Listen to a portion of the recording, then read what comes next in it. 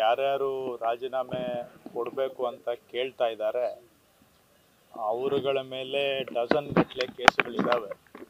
ಅವರೆಲ್ಲ ರಾಜೀನಾಮೆ ಕೊಟ್ಟ ನಂತರ ಬಹುಶಃ ಕೇಳೋದಕ್ಕೆ ಅವರಿಗೆ ಅಧಿಕಾರ ನೈತಿಕತೆ ಇರುತ್ತೆ. ಅವ್ರಿಗೆ ಬೇರೆ ಕಾನೂನು ಮತ್ತೊಬ್ಬರಿಗೆ ಬೇರೆ ಕಾನೂನು ಅಂತ ಹೇಳಿ ಈ ಡೋಂಗಿತನ ಬೇಡ. ಯಾರ್ಯಾರ ಮೇಲೆ FIR ಇದೆ, ಯಾರ್ಯಾರು ಮೇಲೆ ಚಾರ್ಜ್ ಶೀಟ್ ಆಗಿದೆ, ಯಾರ್ಯಾರು ಬೈಲಲ್ಲಿದ್ದಾರೆ ಅವರೆಲ್ಲ ಅವರವರ ಸ್ಥಾನಗಳಿಗೆ ರಾಜೀನಾಮೆ ಕೊಡ್ಲಿ. ಆಮೇಲೆ ಬೇರೆಯವ್ರನ್ನ ಕೇಳೋದಕ್ಕೆ ಅವ್ರಿಗೆ ನೈತಿಕ ಹಕ್ಕಿರ್ತದೆ.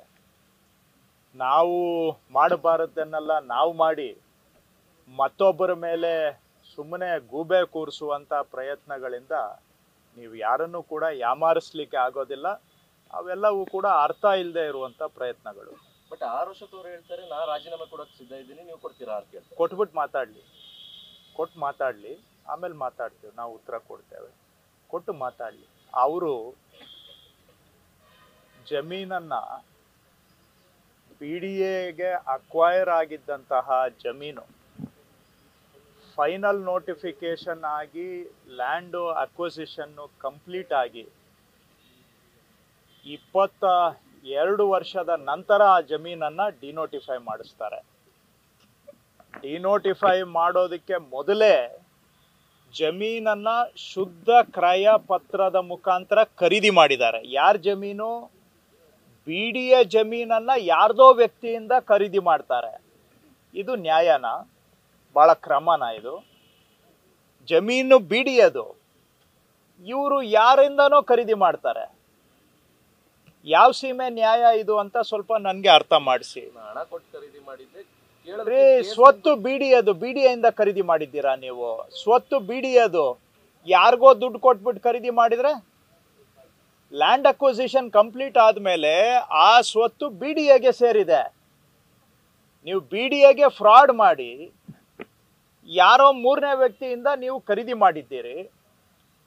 ಆಮೇಲೆ ಯಾರೋ ಆ ಜಮೀನಿಗೆ ಸಂಬಂಧನೇ ಇಲ್ಲದೆ ಇರುವಂತ ರಾಮಸ್ವಾಮಿ ಅನ್ನೋರ ಹೆಸರಲ್ಲಿ ಡಿನೋಟಿಫಿಕೇಶನ್ಗೆ ಅರ್ಜಿ ಕೊಡ್ತೀರಿ.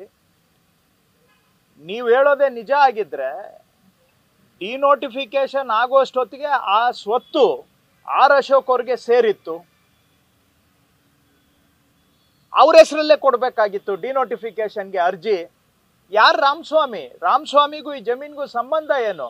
2003ರಲ್ಲಿ ಕ್ರಯಪತ್ರ ಆದ್ಮೇಲೆ ಆರ್ ಅಶೋಕ್ ಅವರು ಮಾಲೀಕರಾದ್ಮೇಲೆ ಡಿನೋಟಿಫಿಕೇಶನ್ ಮಾಡಿ ಅಂತ ಯಾರು ಕೇಳಬೇಕಾಗಿತ್ತು? ರಾಮಸ್ವಾಮಿ ಕೇಳ್ಬೇಕಾ, ಅಶೋಕ್ ಅವ್ರು ಕೇಳ್ಬೇಕಾ? ಅಲ್ಲೂ ಕೂಡ ಫ್ರಾಡ್ ಮಾಡಿ ಯಾರೋ ದಾರಿಯಲ್ಲಿ ಹೋಗೋ ರಾಮಸ್ವಾಮಿನ ಕರ್ಕೊಂಡ್ಬಂದು ಅವ್ರ ಕೈಲಿ ಅರ್ಜಿ ಕೊಡಿಸ್ತೀರಿ.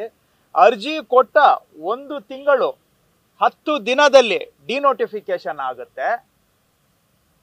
ಇವೆಲ್ಲ ಬಹಳ ಕಾನೂನುಬದ್ಧವಾಗಿ ಆಗಿದೆ ಅಲ್ವಾ? ನ್ಯಾಯಸಮ್ಮತವಾಗಿ ಆಗಿದೆಯಾ? ಸೊ ಹಾಗಾಗಿ ಮಾಡಬಾರದನ್ನೆಲ್ಲ ಮಾಡ್ಬಿಟ್ಟು ಇವತ್ತು ಅದನ್ನೆಲ್ಲ ಮರ್ತೋಗ್ಬಿಟ್ಟು ಸಿದ್ದರಾಮಯ್ಯನವರು ರಾಜೀನಾಮೆ ಕೊಡಬೇಕು ಅಂತ ಅವರು ಕೇಳ್ತಾರೆ, ಎಲ್ಲರೂ ಕೇಳ್ತಾರೆ. ಇವರೇ ಮಾಡಿದ್ದಾರೆ ಇದನ್ನೆಲ್ಲ. ಫಸ್ಟ್ ಅವ್ರು ರಾಜೀನಾಮೆ ಕೊಟ್ಬಿಟ್ಟು ಆಮೇಲೆ ಮಾತಾಡ್ಲಿ. ಕೇಳಿದಾಗ ಯಡಿಯೂರಪ್ಪನವ್ರು ಕೊಟ್ಟಿದ್ರು ಅಂತ ಅವರು ವಾದ. ಇವರೆಲ್ಲಾರ್ದು ಇದೆಯಲ್ಲ, ಈಗ FIR ಇವ್ರ ಮೇಲೂ ಆಗಿದೆ, ಲೋಕಾಯುಕ್ತ ತನಿಖೆ ಆಗಿದೆ, ಡಿನೋಟಿಫಿಕೇಶನ್ ಅಲ್ಲಿ ಭಾಗಿಯಾಗಿದ್ದಾರೆ.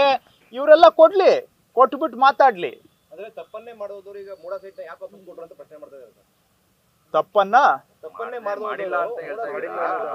ಮೂಡ ಸೈಟ್ ಯಾಕೆ ವಾಪಸ್ ಕೊಟ್ರಿ ಅಂತ ವಾಪಸ್ಸು ಅವರು ಕುಟುಂಬದಲ್ಲಿ ಚರ್ಚೆ ಮಾಡಿ ಅವರು ವೈಯಕ್ತಿಕ ತೀರ್ಮಾನವನ್ನ ತೆಗೆದುಕೊಂಡಿದ್ದಾರೆ. ಹಿಂದೆ ಇದು ಆರ್ ಅಶೋಕ್ ಅವರ ಕೇಸಲ್ಲೂ ಕೂಡ ಇದು ಏನು ಡಿನೋಟಿಫೈ ಮಾಡಿರುವಂತ ಜಮೀನು. ಇಲ್ಲಿ ಮಾನ್ಯ ಸಿದ್ದರಾಮಯ್ಯನವರ ಧರ್ಮಪತ್ನಿಯವರು ಪಡೆದುಕೊಂಡಿರೋದು ಮೂಡಾದವರು ಒತ್ತುವರಿ ಮಾಡಿ ಲೇಔಟ್ ಅನ್ನ ಮಾಡಿದಂತಹ ಜಾಗ, ಅದಕ್ಕೆ ಪರಿಹಾರವಾಗಿ ಕೊಟ್ಟಿರೋದು. ಇದು ಡಿನೋಟಿಫೈಡ್ ಲ್ಯಾಂಡ್ ಅಲ್ಲ, ಇದು ಪರಿಹಾರವಾಗಿ ಅವರಿಗೆ ಬದಲಿ ನಿವೇಶನವನ್ನ ಕೊಟ್ಟಿದ್ದಾರೆ. ಏನೇ ಇದ್ರೂ ಅದು ಅವರ ವೈಯಕ್ತಿಕ ತೀರ್ಮಾನ. ಇವತ್ತು ಇವರೆಲ್ಲ ಇಷ್ಟು ಮಾಡ್ತಾ ಇರೋರು ಯಾರ್ಯಾರ ಮೇಲೆ FIR ಇದೆ ಅವರೆಲ್ಲ ನಿನ್ನೆ GT ದೇವೇಗೌಡರು ಹೇಳಿದಾರಲ್ಲ, ಯಾರ್ಯಾರ ಮೇಲೆ FIR ಆಗಿದೆ ಎಲ್ಲರೂ ರಾಜೀನಾಮೆ ಕೊಡ್ಲಿ, ಸಂತೋಷ. ರಾಜಕೀಯದಲ್ಲಿ ಒಂದು ಮೇಲ್ಪಂಕ್ತಿಯನ್ನು ಹಾಕೋಣ, ಆ ದಿಕ್ಕಿನಲ್ಲಿ ಎಲ್ಲರೂ ಹೆಜ್ಜೆ ಇಡೋಣ. ಈಗ ಯಾರ್ಯಾರು ಕೇಳ್ತಾ ಇದ್ದಾರಲ್ಲ ಅವರೆಲ್ಲ FIR ಯಾರ್ಯಾರ ಮೇಲೆ ಆಗಿದೆ, ಯಾರ್ಯಾರ ಮೇಲೆ ಈ ಥರ ಡಿನೋಟಿಫಿಕೇಶನ್ ಅಲ್ಲಿ ಭಾಗಿಯಾಗಿದ್ದಾರೆ ಅವರೆಲ್ಲರೂ ರಾಜೀನಾಮೆ ಕೊಟ್ಟು ಮೇಲ್ಪಂಕ್ತಿಯನ್ನು ಹಾಕ್ಕೊಡ್ಲಿ, ಆ ನಂತರ ನಾವು ಕೂಡ ಅದಕ್ಕೆ ಏನು ಕ್ರಮ ತಗೊಳ್ಬೇಕೋ ನಾವು ತಗೊಳ್ತೇವೆ. ಹೌದು, ಕೊಡ್ಲಿ. ಈಗ ಅವ್ರು ಕೇಳ್ತಾ ಇದ್ದಾರೆ ಸ್ವಾಮಿ, ನಾನು ಹೇಳಿದ್ದಲ್ಲ. ಈಗ ಇವರೆಲ್ಲ ಮಾತಾಡ್ತಾ ಇದ್ದಾರೆ, ಏನೆಲ್ಲ ಮಾತಾಡ್ತಾ ಇದ್ದಾರೆ.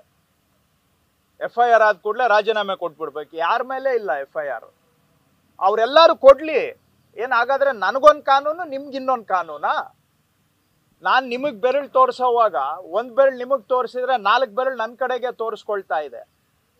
ಮರಿಬೇಡಿ, ಅವ್ರು ನಿಮಗೊಂದು ಕಾನೂನು ನನಗೊಂದು ಕಾನೂನು ಆಗೋದಿಲ್ಲ. ನಾನು ನಿಮಗೆ ಏನು ಪ್ರವಚನ ಮಾಡ್ತೇನೆ ಅದನ್ನು ನಾನು ಅನುಸರಣೆ ಮಾಡಬೇಕು.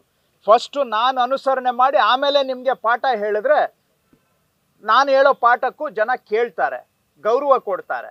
ನಾನು ಮಾಡೋದೆಲ್ಲ ತದ್ವಿರುದ್ಧ, ಮಾತಾಡೋದೆಲ್ಲ ಆಚಾರ, ಮಾಡೋದೆಲ್ಲ ಅನಾಚಾರ ಆದರೆ ನಿಮ್ಮ ಮಾತಿಗೇನು ಗೌರವ ಇದೆ? ನೀವು ಬೇರೆಯವರು ಪಾಲನೆ ಮಾಡಬೇಕು ಅಂದರೆ ಫಸ್ಟು ನೀವು ಪಾಲನೆ ಮಾಡಿ, ಇನ್ನೊಬ್ಬರಿಗೆ ಉಪದೇಶ ಮಾಡಿ, ಆವಾಗ ನಿಮ್ಮ ಉಪದೇಶನ ಕೇಳ್ತಾರೆ. ಏನೆಲ್ಲ ಹೇಳಿಕೆಗಳು ಕೊಟ್ಟಿದ್ದಾರೆ ನಾವು ನೋಡಿದ್ದೇವೆ.